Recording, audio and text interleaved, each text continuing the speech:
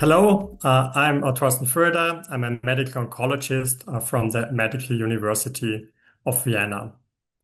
Today, I want to present you the data of our TUXEDO-3 trial, which was a multi-cohort trial. And today we want to focus on advanced non-small cell lung cancer. And the focus of this trial was to explore the activity of patritumab deruxtecan in patients with active brain metastases and patients with non-small cell lung cancer. As all of you might know, HER3, which is the target of patritumab deruxtecan, which is an antibody drug conjugate, is overexpressed in brain metastases from non-small cell lung cancer patients. We published it 2 years ago that we found that HER3 is overexpressed in the tissue of brain metastases in non-small cell lung cancer patients. About 50% of the patients show HER3 high expression, and only 27% of the patients are HER3 negative. So from a clinical perspective, as all of you know, brain metastases are a challenge when we treat our patients, and unfortunately, those patient population is quite often excluded from clinical trials. So that is why we wanted to particularly focus on this patient cohort. And TUXEDO-3 was designed to treat those patients with patritumab deruxtecan, and the primary endpoint was intracranial response rate assessed by RANO-BM criteria. So the null hypothesis was a response rate below 5%, and the alternative hypothesis was a response rate above or equal 25%. Looking into the baseline characteristics of our study, we included 20 patients, so it was a small study, small phase 2 study, which allowed patients with active brain metastases, which are defined as a brain metastasis who have been either newly diagnosed or progressing after local therapy. We intentionally avoided the terminology symptomatic or asymptomatic brain metastasis because this is a quite vague terminology and does not necessarily reflect the tumor biology, so really preferred active brain metastasis. We allowed patients with both histological subtypes, which was, as you know, is non-squamous, but also squamous cell carcinoma, and also patients with activating driver mutations. But those patients had to be pretreated with a targeted therapy as per standard of care and being progressive. And the study was positive, so we had a striking response rate of about 30, or of exactly 30%, so which is 6 out of 20 patients responded to patritumab deruxtecan intracranially. And most notably, all of the patients were EGFR wild type, and only one patient had a KRAS G12D mutation, and all other patients did not have an activated driver mutations who responded to our therapy, which is, I think, a bit remarkable since HER3-DXd, so patritumab deruxtecan, is currently developed with a strong focus on EGFR mutated patients.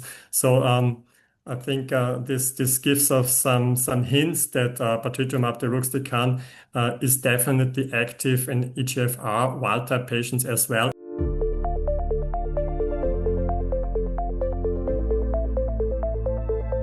Regarding survival and survival outcomes, we observed median progression-free survival from the intracranial perspective of 4.8 months and extracranial progression-free survival of 8.1 months. The duration of response was 2.1 months for intracranial lesions and 7.8 months for extracranial lesions. The median overall survival was 6.7 months. We also looked a bit deeper into the quality of life. From that perspective, the quality of life remained constant or even improved slightly. Additionally, exploratory analysis on the HER3 expression of the tumor tissue did not reveal any association regarding response from that perspective. So I think it's still quite important to identify biomarkers, and we have also seen this perhaps from the Healthina Lung 2 study, which was presented at the ASCO meeting as well, that predictive biomarkers are still needed for patritumab deruxtecan.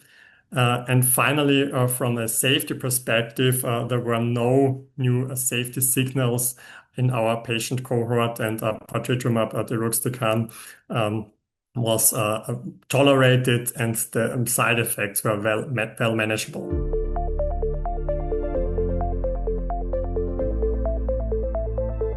I think this is still a neglected patient population, patients with active brain metastases, and their prognosis and the survival outcomes are really poor. And in fact, we hardly know much about the activity of antibody drug conjugates, but also other compounds in patients with active brain metastases. A lot of data are sometimes gained in the real world setting where it is just tried out if it works or not, but prospective evidence is still limited.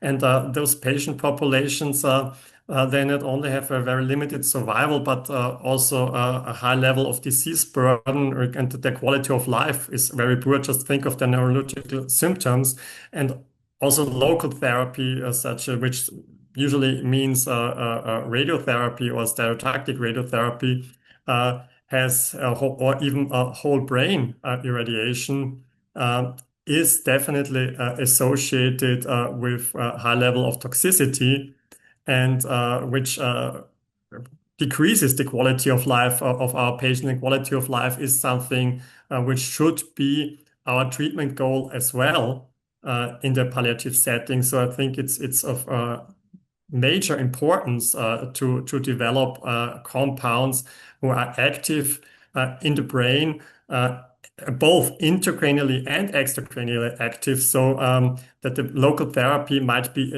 delayed or even avoided in this for those patients, and additionally offer another treatment option for these patients once a radiotherapy and or even a surgery has been performed and cannot be done, and this cannot be done for multiple times.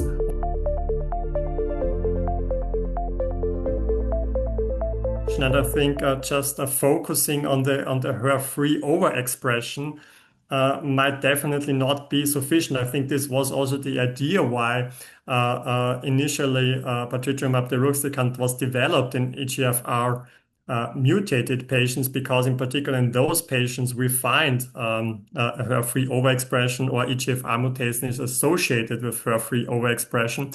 So as in our trial, this is definitely not the ideal biomarker, and perhaps we have to move to something like how it is developed for TROP2, perhaps some normalized membrane ratio supported by artificial intelligence. But I think perhaps this might be the future for the development of such biomarkers, and perhaps something similar might be an option for this compound as well.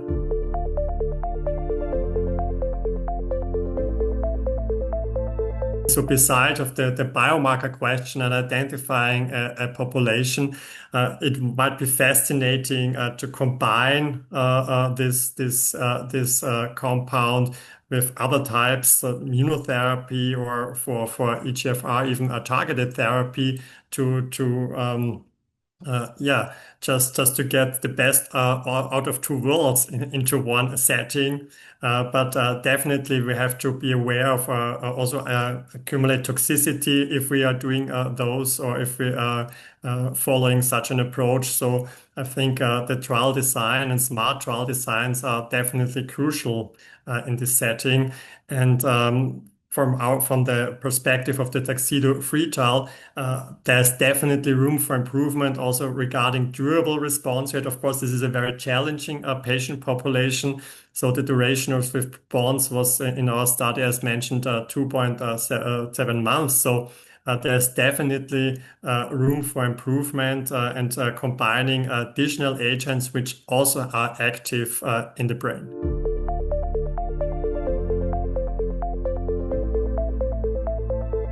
It is sometimes challenging to perform such studies. I'm really glad that we have a lot of collaborators and additional sites, not only in Austria, but also in Spain, where this study was conducted. And I'm really grateful that this joint effort led to these positive results.